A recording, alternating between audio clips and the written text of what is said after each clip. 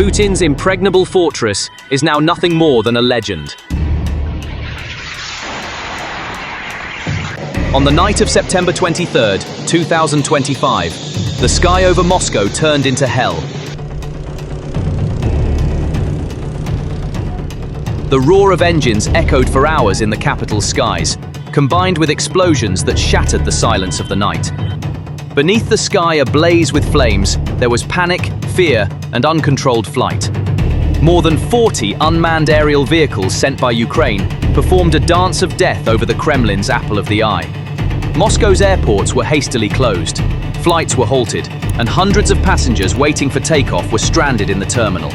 As metro stations turned into panic shelters, screams mingled with sirens rose in the streets. Traffic collapsed.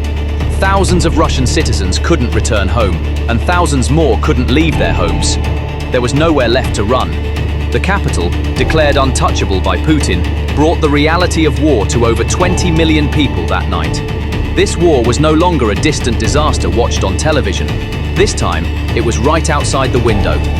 Beyond that window was Ukraine's largest attack since March. The attack began in the evening. When the first UAV approached from the Kaluga direction, Moscow's air defense network went on alert after a brief delay. But this was no ordinary alert.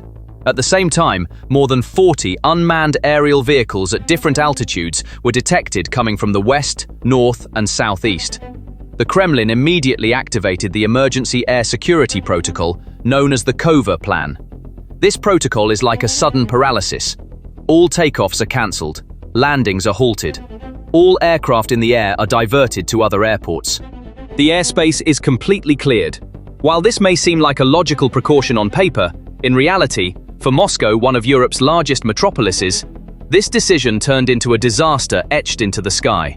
Moscow's three giant airports, Sheremetyevo, Domodedovo, and Vnukovo, were plunged into warlike chaos within minutes. More than 200 flights were cancelled in just 40 minutes. The word cancelled flashed continuously on the giant screens inside the terminal. These screens were now like news bulletins. The list of planes unable to take off grew longer and longer, while those inside witnessed their connection to the outside world being severed. The corridors filled up. People sat on the floor. Children tried to sleep on top of suitcases, while the elderly gave up waiting in line and leaned against the wall. Men in suits on business trips were tired of calling their offices to say, "My flight has been cancelled," while mothers tried to distract their children by showing them something to watch. Vacationers were tired, students were anxious. But the real disaster of this chaos was unfolding for the planes that were in the air at that moment. An Aeroflot passenger plane about to land at Sheremetyevo had already entered its landing pattern. However, the tower gave the instruction, "Go around immediately. Alternative airport." Not only that, dozens of planes coming from Minsk, Istanbul, Almaty, and Berlin were suddenly forced to change their routes. Airports in cities such as St. Petersburg, Kazan, Nizhny Novgorod, and Yaroslavl, which were the first diversion points, quickly reached capacity. With no alternatives left, dozens of planes were forced into holding patterns around Moscow, meaning they had to circle for hours. As the hours passed, fuel levels dropped to critical levels, and then, one of the most terrifying scenes ever recorded unfolded.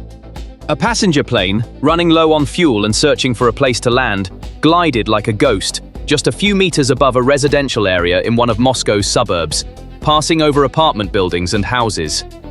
That moment was the most terrifying proof of how close the war had come, both for the hundreds of passengers inside the plane and for the thousands of people watching this giant metal bird from their windows. Despite these tragedies, the first statements from the Russian Ministry of Defense were triumphant. "The terrorist attack by the Kiev regime has been thwarted," they said. Moscow Mayor Sergei Sobyanin gave the first signal of the capital's night of horror on the evening of September 22nd at 7 p.m. That's because the first UAVs had entered Moscow's airspace at that moment. The statement that followed was even more shocking.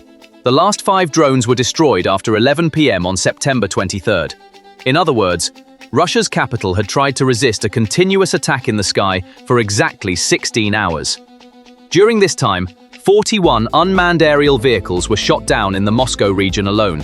However, the events were not limited to the capital. The official summary released by the Russian Defense Ministry at the end of the night revealed that the attack was a comprehensive UAV operation. Many strategic regions, from Belgorod to Bryansk, from Kaluga to Kursk, and from Rostov, Ryazan, and Samara to Saratov, were targeted by Ukrainian-made unmanned aerial vehicles that same night. And it wasn't just Russian territory. The skies over occupied Crimea were also part of this coordinated assault. It was announced that a total of 69 unmanned aerial vehicles were successfully destroyed. This was a page from the Kremlin's standard playbook. Deny the truth, blame the enemy, and convey the message that everything is under control. But in the 21st century, especially in a metropolis where everyone has a camera in their pocket, it was no longer possible to maintain this wall of propaganda. While official statements were being read on television, the Telegram channels used by Russians themselves were broadcasting a completely different reality, raw and unfiltered, to the whole world. Videos poured in from different parts of Moscow. Moments of explosions lighting up the night. Moments when an air defense missile missed its target and landed near an apartment complex, burning vehicles and people running in panic. This showed that the Kremlin had lost the battle. People now believed not what the state said, but the videos their neighbors had filmed, what they had seen with their own eyes. And what they saw was that the fairy tale of the invincible air defense shield they had been told was a complete lie. So, propaganda aside, what is the reality on the ground? Why is Moscow's famous shield, known as the world's most dense, sophisticated and layered air defense network, so helpless against these relatively cheap and slow drones? Is this failure merely a technical weakness, or is it a sign that Russian war doctrine has fundamentally failed? The answer to these questions lies in the vast chasm between the Kremlin's power on paper and the harsh reality on the ground. On paper, Moscow is the best protected city on the planet. Its defense is based on a multi-layered ring system, each layer designed to counter a different threat. The outermost ring features the S-400 Triumph and even the newest S-500 Prometheus long-range systems, the jewels in the crown of Russian military technology. The task of these systems is to detect and destroy strategic bombers, cruise missiles, and ballistic missiles approaching from hundreds of kilometers away. They are the outermost, thickest walls of the castle. The middle layer consists of modernized versions of the S-300 and systems such as the Buk. This layer acts as a safety net against medium-range threats that manage to penetrate the first ring. And in the innermost ring, directly above the city, are the point defense systems. These are the last line of defense, designed to protect the regime's nerve centers, the Kremlin, the Defense Ministry building, and the generals' residences. The star of this layer is the Pantsir S-1 self-propelled gun and missile system, which in recent years has even been installed on the roofs of buildings in Moscow. The Pantsir's task is to destroy targets such as low-flying cruise missiles and helicopters at close range. This layer is also supported by other short-range elements such as Tor missile systems. Above all these kinetic defense layers is an invisible dome that covers everything: electronic warfare systems. Powerful jammers like Krasuka and Pole 21 should, in theory, render any UAV approaching the city blind and deaf by disrupting its GPS signal or jamming its control frequency, forcing it to crash. On paper, this is an impenetrable, perfect defense architecture. So why did this perfect architecture collapse on the night of September 23rd? There is no single reason behind the failure of Moscow's defense. This is a systemic fiasco, created by a combination of technological, tactical, and doctrinal weaknesses. First and foremost, Moscow's defense systems, costing millions, even billions of dollars, were designed for the wrong type of war. Systems like the S-400 and S-500 are optimized to hit a handful of very expensive, very fast, high-flying targets. They are like a sniper rifle designed to hunt a herd of elephants. However, the threat posed by Ukraine is not a herd of elephants. It is a swarm of bees coming from hundreds of directions, flying slowly, low, and with an extremely small radar signature. These small, composite material UAVs are extremely difficult for the massive S-400 radars to detect, and even if they do detect them, that's when the real problem begins. The cost of a single 48 N6 series interceptor missile fired from an S-400 battery ranges from $2 to $3 million. The cost of the kamikaze UAVs sent by Ukraine, on the other hand, ranges from $20,000 to $100,000, depending on the model. So, to shoot down a single UAV, Russia has to pay 20 to 100 times its cost. This is an unsustainable economic war. Russia is wasting its most valuable and limited air defense ammunition against Ukraine's cheap, mass-produced UAVs by lighting up the skies over Moscow every night with millions of dollars worth of missiles. With this strategy, Ukraine is not only creating panic in Moscow, but also economically bankrupting Russia's most modern air defense systems. Traditional air defense systems perform best in open terrain, where the horizon is clear. However, a massive metropolis like Moscow is a complete nightmare for radars. A low-flying UAV can use the radar shadows and ground clutter created by tall buildings, bridges, and other structures to conceal itself until it is detected by a ground-based Pantsir system. The city provides natural camouflage and hiding places for UAVs. This makes the defender's job exponentially more difficult. Ukraine is not simply carrying out these attacks by sending drones to Moscow. This is an extremely sophisticated and well-planned operation. The UAVs attack not from a single direction, but from different directions around the city, at different times and at different altitudes, attempting to saturate the defense system, i.e., force it to deal with more targets than it can handle at the same time. There are likely UAVs within the swarm with different roles. Some carry electronic warfare equipment to jam Russian radars and communications. Others conduct reconnaissance to confirm targets. And finally, strike UAVs head toward the target. This is an intelligent war waged not against a single target, but against the defense network as a whole. And finally, even the most perfect air defense system does not offer a 100% guarantee. Even if a defense system successfully destroys 95% of incoming targets, this may appear to be a defensive victory. However, in an attack involving 40 UAVs, this means that at least 2 UAVs will still reach their target or their wreckage will fall somewhere.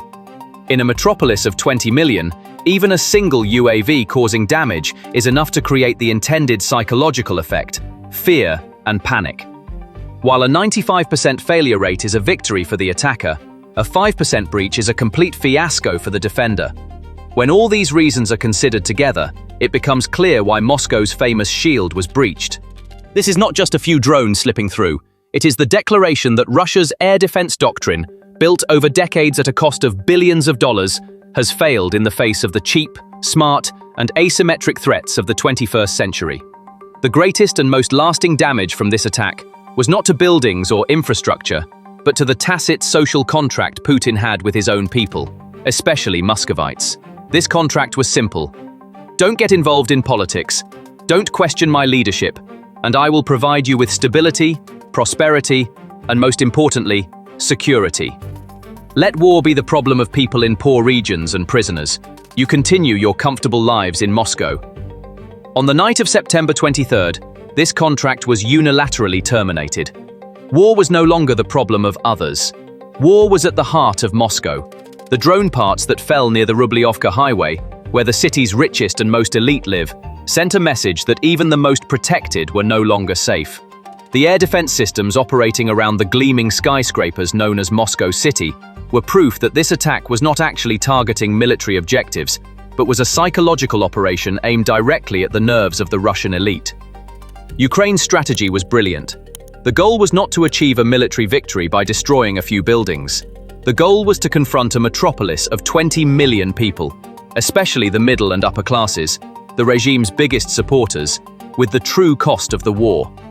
The goal was to make them ask themselves, if Putin can't even protect our capital, why is this war continuing? This attack also had another very important military consequence. To protect Moscow, the Kremlin had to withdraw some of the most modern and effective air defense systems on the front line, such as the Pantsir S-1S, to the capital. These systems were even installed on the roofs of important buildings in the city. Every attack on Moscow left the Russian general staff facing this dilemma. Should we protect the capital, or our soldiers on the front lines? Every Pantsir battery withdrawn to protect Moscow left a command center or ammunition depot in Donbass more vulnerable to Ukrainian missiles. With this move, Ukraine was forcing Russia to make a painful choice among its most valuable assets. Moscow had to protect major cities like St. Petersburg, leadership centers like Putin's residence in Sochi, and critical infrastructure that was the regime's nervous system. This is a political necessity to maintain the regime's strong and protective image among the people, prevent panic among the elite, and ensure internal stability, protecting command centers, ammunition depots, air bases, and frontline troops in Ukraine. This is a military necessity to avoid losing the war, prevent the collapse of the front lines, and maintain the army's combat capability. The problem is that Ukraine's ability to strike both the front lines and Russia's depths simultaneously and at a high tempo has created a threat that exceeds the number of modern and effective short-range air defense systems at Russia's disposal. Russia can no longer protect both places simultaneously and with 100% effectiveness. At this point, three bad options appear on the Kremlin's table. The first option is defend the castle, sacrifice the front. In this scenario, Putin thinks like a politician, not a general. His priority is to protect Moscow, the center of his regime, and the areas where the elite live.